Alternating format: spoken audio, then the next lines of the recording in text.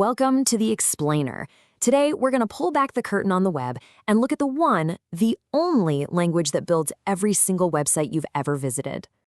It's basically the foundational blueprint that every web browser on the planet uses to build the pages you see. And the best part? It is way easier to learn than you probably think. It's called HTML. And yeah, by the end of this short explainer, you're going to know how to write it.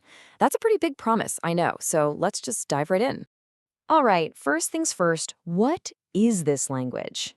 The one that basically runs the entire World Wide Web? Okay, so the full name is Hypertext Markup Language, and the keyword there is markup. See, this isn't some scary programming language with all kinds of complex logic. Nope, a markup language just uses these simple little codes, we call them tags, to describe the content and tell your browser, hey, display this part like this. Think of it like this. HTML is literally the skeleton of a web page. It gives you the basic structure, right? The bones.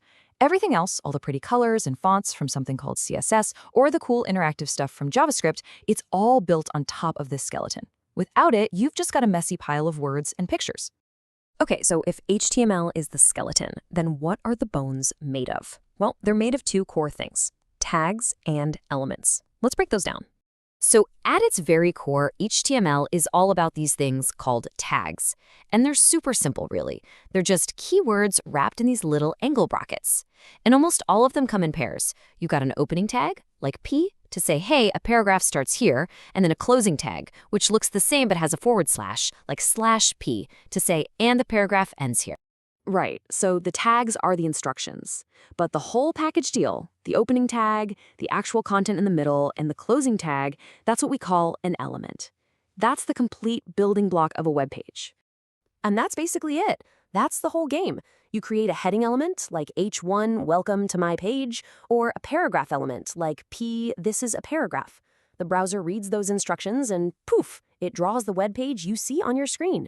It's so simple, but it's incredibly powerful. All right, so now we know what the individual bones look like. Let's actually start putting them together to build the full skeleton of a real web page. Okay, believe it or not, every single web page on the internet follows this exact same basic structure. That first line, doc type, that's just you telling the browser, hey, we're using modern HTML, so act right. It's super important. Then you have the main HTML tag that wraps everything. Inside that, there's the head, which is kind of like the backstage area for stuff the user doesn't see, like the page title for the tab. And then there's the body. That's the main stage. That's where all the action happens. Exactly. And anything you want your visitors to actually see, your headings, your paragraphs, your images, all of it has to go inside that body tag.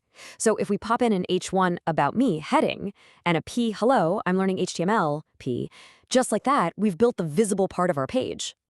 Okay. Headings and paragraphs are a great start, but let's be real. The web is way more than just plain text, right? It's visual, it's connected, so let's add some of that richer content to our page. All right, let's talk images. A super common beginner mistake is to just throw in the image source like you see on the left.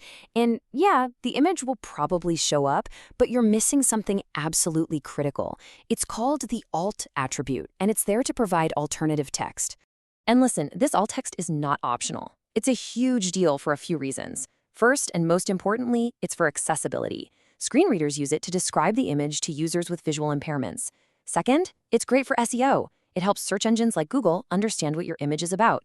And third, if for some reason your image breaks and doesn't load, this text will show up instead. It is a total win-win-win. You have to do it. Okay, what else? Links. To make a clickable link, you use the A tag, which stands for anchor. The href part tells the browser where that link should go. And what about lists? Super easy. If you want a bulleted list, you use UL for unordered list. If you want a numbered list, you use OL for ordered list. Simple as that. Okay, at this point, you honestly know enough to build a simple web page, for real. But let's level up. I'm going to show you a few pro tips, some best practices to get into from day one that'll make your code clean, professional, and just better. First up, please, please, please avoid putting styling directly into your HTML. I know it's tempting to just write style equals color red, but trust me, it becomes a total nightmare to manage. The pro way to do it is to keep things separate. HTML is for the structure, the skeleton.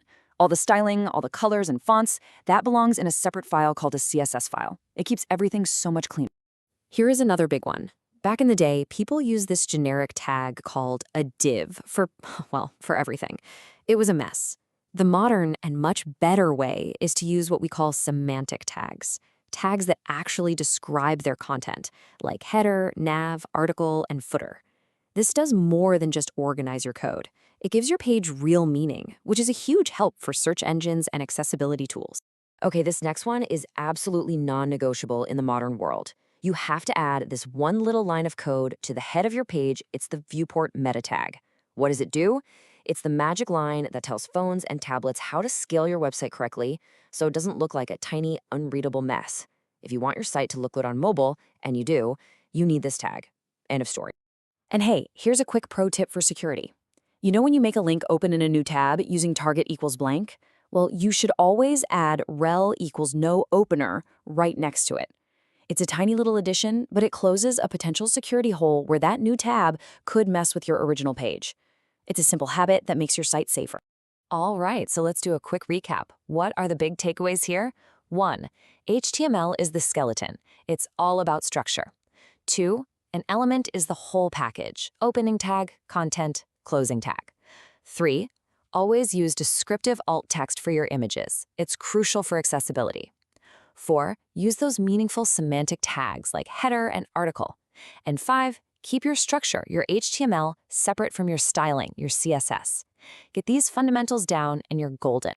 See, mastering HTML isn't just about memorizing a bunch of tags. It's about learning how to use them the right way. And you've just taken the first and honestly the most important step in becoming a web developer. You've learned the web's foundational language, the literal blueprint of the internet. So the only real question left is, what are you going to build first? Thanks for watching.